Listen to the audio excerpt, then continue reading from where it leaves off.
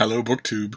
Well, it's a bleak and barren Sunday here at Hyde Cottage, and for those who might be new to the channel, that's the term I usually give to Sundays because on Sundays I get no mail. I get no free books in the front mail slot. But this particular Sunday has been neither bleak nor barren. It's been blissful instead. So, I don't need consolation in the form of a book tag like I usually do, and that's just as well, because as far as I can tell, this week nobody tagged me in anything, because everybody hates me, because I smell.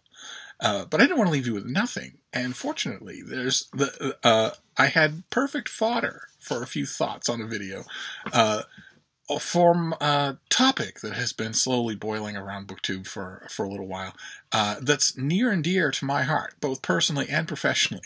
The subject started with a well-known BookTube troublemaker, Eric Carl Anderson, who did a wonderful video, on positive and negative book reviews. I'm pretty sure that anyone who's subscribed to my channel is subscribed to his, but I will leave a link to his video down below, just in case you're not, so that you can rectify that, and so that you can watch his video, which had many moving parts, as they say.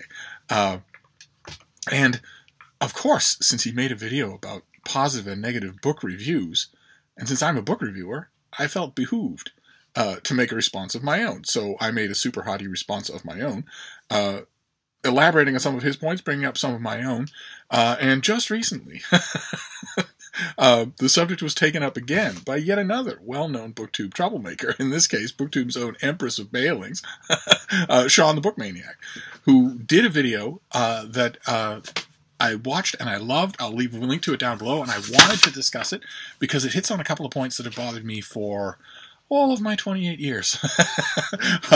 He talks about his evolution as a reader in the video, and he says that his current state of evolution as a reader, as he puts it, my enjoyment of a book is the only criteria that matters. And this informs his informal title, The Empress of Bailings, because he's made it sort of an ongoing shtick on his channel that he will bail on a book if he's not enjoying it. Under I guess the idea of this very rationale that my emotional reaction is the only thing that matters. So if he's not enjoying it, then he'll bail on it and go on to the next book. And this hits on a problem. A conceptual problem that has bothered me forever. And it's right there in Shawn's video. Because he says, what was the line again? My emotional reaction is the only thing that matters. But 2 sentences after he says that, he's making offhand references to bad writing and paper-thin characters. And then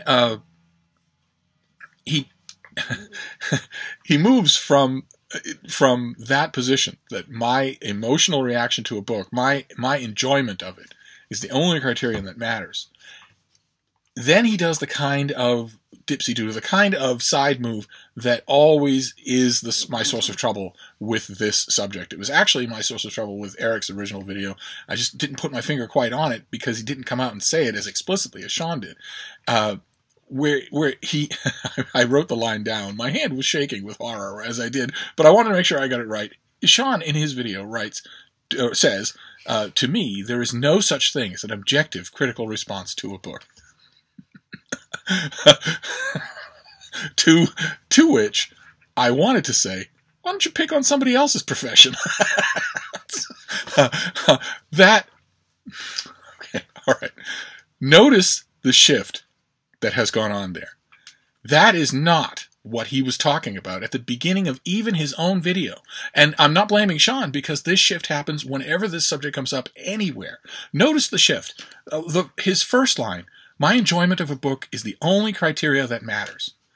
And then the horrifying line that I just quoted, I'll quote it again. To me, there is no such thing as an objective critical response to a book. Those 2 lines are talking about 2 different things. I would maintain 2 widely different things. The problem here is I have absolutely no problem with a criterion that says my enjoyment of a book is the only criteria that matters. I have absolutely no problem with that. I think that it's a little short-sighted. I think that if you get into the habit of bailing on a book, we're talking novels here, short stories. We're not talking I was going to say we're not talking real books, but we're talking, and we're not just talking about novels. We're not talking about genre fiction of any kind. We're talking about what's now called literary fiction, either in short stories or in novel form. So we're talking about a very small sliver of the literary world. And in that literary world, I think you're shortchanging yourself if, the minute the book disappoints you, you drop it. I think any of us, including Shawn, I'm sure, can come up with many examples of books that we ended up loving despite a rocky start. And if you get into the habit of bailing on something the minute your enjoyment, which is your only criteria for judging it, flags a bit, well, you're going to miss out on some of those books. There's just no denying that. But even so, if I understand, time is limited, books are unlimited, and this isn't a contest. So if you want to go into reading saying, my enjoyment of a book, my emotional reaction is the only thing that matters, that's absolutely fine. But that's talking about one thing. When you then say there's no such thing as an objective critical response to a book, you're talking about something else, because the thing you were talking about in the first sentence is not an objective critical response. Obviously, it's a subjective critical response. The word subjective appears all over Shawn's video, and it appears whenever book reviewing is discussed. If your only criteria is your emotional reaction, then of course it's subjective. But in this last line, Shawn is pronouncing that an objective critical response to a book is impossible. And I wanted to stick up my hand in the back of the classroom and say, that's not true. Books are not semi-holy effusions that come to us from Elysium. I know they're often characterized that way, including by authors who would very much like to hide under that umbrella. Because what's the one thing you can say about an effusion that comes to you from Mount Elysium? The one thing you can say about that is that it's not subject to objective critical analysis. It's inspired. And so you can't tear it to pieces. You can't put it under a microscope. Authors love that. Even really good authors, even authors that I really like, often hide behind that. How many times have we heard an author say, after a while, my characters were telling the story themselves. No, you were telling the story the whole time. And if it's botched, you can't blame imaginary people. Muriel Spark, for instance, a name that's come up in various rarefied precincts of BookTube, used to hate that kind of thinking, and often said, and finally put in the words of one of her characters in one of her later novels, my characters don't cross the street unless I tell them to. That's entirely right. And when you say there's no such thing as an objective critical response to a book, you're importing the subjectivity of your original point, that, my emotional reaction is the only thing that matters, where it should not go. And the reason that people do this, not just Shawn, and the reason that people do this is because they mix up two different things. And I wanted to make the distinction and hope that maybe BookTube and Goodreads and Amazon, maybe they would keep it in mind. I always hope that people will keep it in mind. The distinction is this. There's an enormous amount of difference between your response to a book and your review of a book. You are entirely entitled to your own response, and there is no one who can say that your response to a book is wrong. No one. So, for instance, in his video, Shawn says that somebody once told him that their favorite book of all time was Dan Brown's The Da Vinci Code. Or no, he said that his least favorite book of all time was Dan Brown's The Da Vinci Code, and that if he heard that someone liked the book, he judges them. And I think what he meant in the context of his video is that he judges them just negatively, that he looks down on that as an opinion. But even if we exclude that, there are some judgments that you can make about a person who says that. If you meet someone who says, Dan Brown's The Da Vinci Code is my favorite novel of all time, then you can tell a lot about them. You know exactly what trips their triggers, exactly what gets them going when they're reading fiction. And by the same token, if you meet a person who doesn't say that, or doesn't only say that, but also says, Dan Brown's The Da Vinci Code is the best novel I've ever read, you can judge them on a whole bunch of other grounds too, and they'll be different grounds. And they'll be largely accurate. If someone says, Dan Brown's The Da Vinci Code is the best novel I've ever read, you know one of two things. Either it's the only novel they've ever read, or they don't read good novels. And that's the main reaction that I had to Shawn's video, and the main thing that I want to add to this discussion is that when it comes to, what was it again? My enjoyment of a book is the only criteria that matters. That's fine if it's a criteria for your response to the book. It is absolutely not fine if it's your criteria for reviewing the book. And yet, I've seen many, many people review books in which what they're really giving under the name review is just their personal response to it. Anybody is entitled to give a personal response to a book. And thanks to Amazon and Goodreads, anybody's entitled to write that response down and have it read by thousands of people. But a response to a book, even in written form, is not a review of a book. Because books are not effusions of wonder from Elysium. They're things.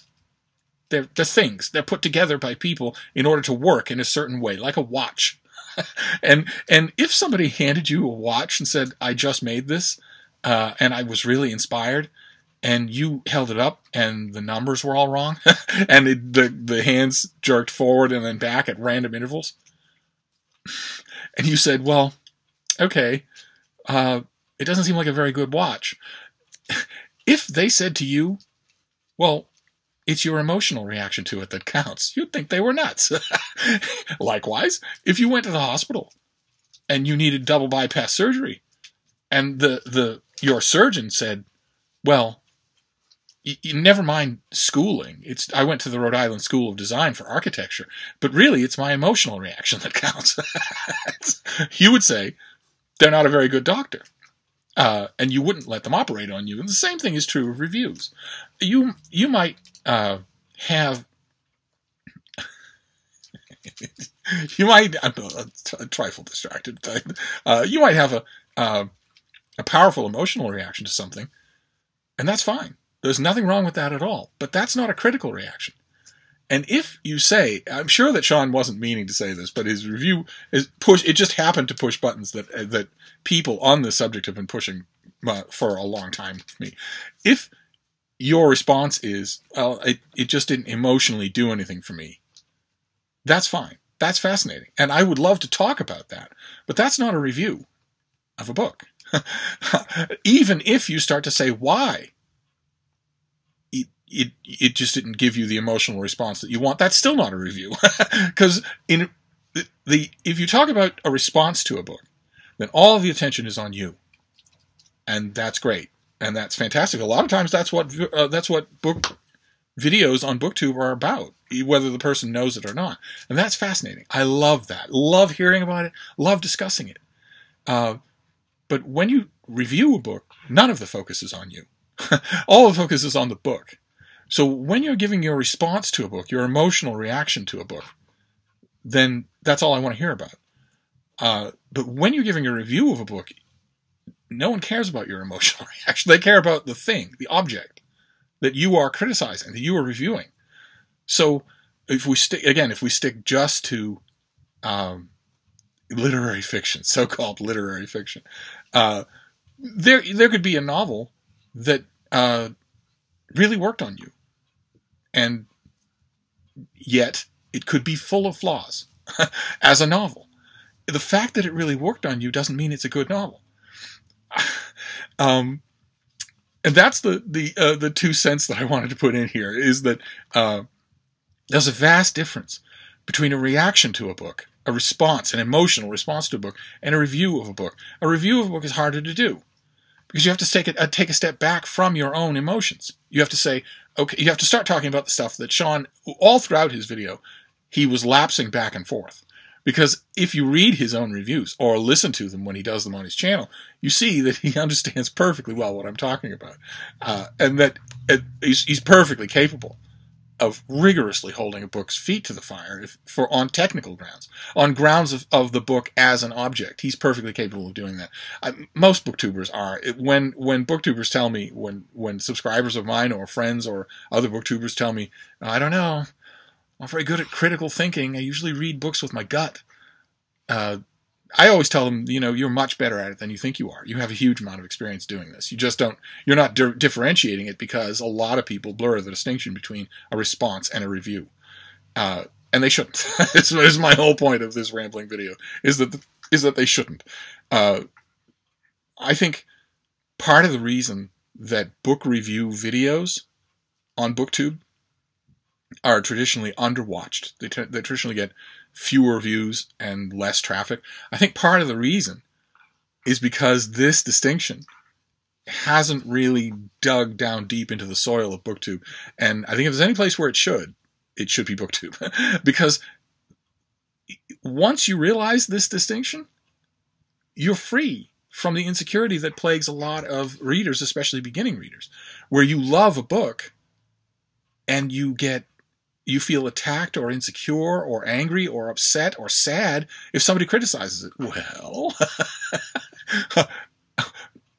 if it's your emotional response to the book that you're talking about, that you have only ever been talking about, then no one can criticize you for it. You can have an emotional reaction to it all you like. I absolutely love the Star Trek novel, The Price of the Phoenix, and it's terrible. It's just terrible. And you can call it terrible all day long, and it won't bother me at all. You can't possibly endanger my emotional reaction to it. The problem that I have with a lot of what I see flying out of the heading of reviews on BookTube is people liking a book, having a positive emotional reaction to it, and then putting it down and going in search of justifications for that critically. If a critic did that, and I know a couple who do, they're bad critics. That's not a critic's job. That's fundamentally dishonest, especially if you have an audience. If you have an audience and you go and do that, well, I had an emotional reaction to the book. Just me, one reader. I had an emotional reaction to the book. Now I'm going to go in search of ways to prove it. That's not the way to do it. And I think one of my problems when I watch book reviews on BookTube is that almost all of them do that. They're not analyzing the book as a thing. Instead, they're analyzing their own reactions to it, which is just fine, but that's not a review. So if you've read, I don't know, for instance, 57,000 pieces of literary fiction, of so-called literary fiction, if you've read 57,000 pieces of it, and tomorrow morning you start on your 57,001st piece of it, you are, by any measure, an extremely experienced reader of that kind of fiction. And the writer didn't just cover the face in paint and fall onto the floor to make the book. They crafted it. They made it intentionally. And they were writing in that tiny, narrow strip of fiction instead of shoot-'em-up science fiction or locked-door murder mysteries or whatever. They were writing that intentionally. They were crafting it along those lines intentionally to be that thing. That is a technical, procedural thing. And you are perfectly within your bounds to analyze how it's done. And the more you have analyzed how it's done, the more experienced you are at doing that. And there's nothing wrong with that. But for somebody to come, I know it wasn't Shawn who explicitly did this, but when people say, oh, book reviews are all subjective. It's all subjectivity. There's no such thing as an objective book review. That isn't true any more than if you were to say, well, there's no such thing as an objective oil change at your gas station. I mean, he could change the oil, or he could, tell me that he's changing the oil and really deflate the tires. What difference does it make? It's all subjective. No. No. So that's the main point that I wanted to make. In addition to the fun of bashing on Shawn, is there's a huge difference between your response to a book and your review of a book. Shawn is perfectly capable of both. Eric, of course, has done both for years. What I would like is if here on BookTube we kept that distinction in mind at all times and realized that we all love listening to each other for both. For both. I love listening to people's responses to what they read. I could do it all the livelong day. I also love listening to reviews of things. What I would like us all to do is keep in mind that those are two completely different things. One, they're both of use. They're both very interesting. But one is much more useful in terms of analyzing a book than the other. It's just analyzing a book isn't always the be all and end all of experiencing a book. So, that's the point I wanted to make. I don't have a tag for you, though. I thought I would just do a pile on. But I've got to go. I've got to go. I'm having a little schnauzer waved at me. But I will be back. Thank you, BookTube. Yeah, you should put her